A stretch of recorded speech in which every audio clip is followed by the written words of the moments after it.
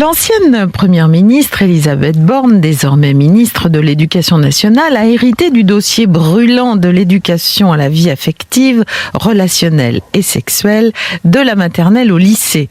Ce qui lui a valu un appel de son ancien collègue de Bercy, Bruno Le Maire. Vous êtes bien au ministère de l'Éducation nationale. Veuillez laisser un message et je vous rappellerai peut-être. N'ayez pas peur, Elisabeth. C'est moi, Bruno Le Maire. Je vous appelle au sujet du programme d'éducation sexuelle à l'école. J'ai plein d'idées. Ah, c'est vous, mon petit Bruno. Je n'arrête pas de me faire disputer de tous les côtés. Oh, je sais, Elisabeth. Les syndicats progressistes trouvent qu'on ne parle pas assez de cunilingus dans le programme. Et les associations réactionnaires disent « Apprenez-nous la division, pas l'éjaculation ». Écoutez, oui, j'ai vu ça, mon petit Bruno. C'est très inconfortable. J'ai une idée pour vous, Elisabeth. Pourquoi ne pas mettre mes livres érotiques au programme de français?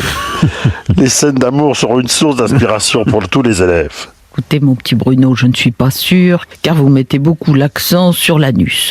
Les syndicats et les associations vont tiquer, mon petit Bruno. Alors mettez mes livres au programme de sciences naturelles, Elisabeth. Car le derrière, comme l'a dit le poète Pierre Perret, c'est universel. Il y a le cul prolétaire, faut être deux pour le taire, et le cul Aristo, qui dit jamais de gros mots. Mon préféré, c'est celui de Babette, son merveilleux petit cul en trompette. C'est la map monde du bonheur, c'est vraiment lui le cul de mon cœur. Au revoir, mon petit Bruno.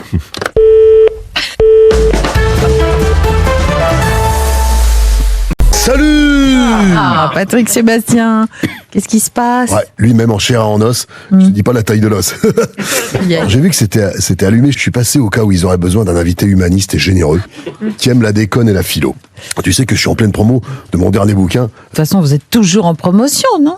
Oh putain, ça fait mal ça. Ça fait mal ce que tu me dis là, Jade. Quoi? Je découvre que sous le costume de la fille rigolote qui fait de la marche nordique au bois, il y a une Élise Lucet tout en cuir qui sommeille avec son fouet à picot.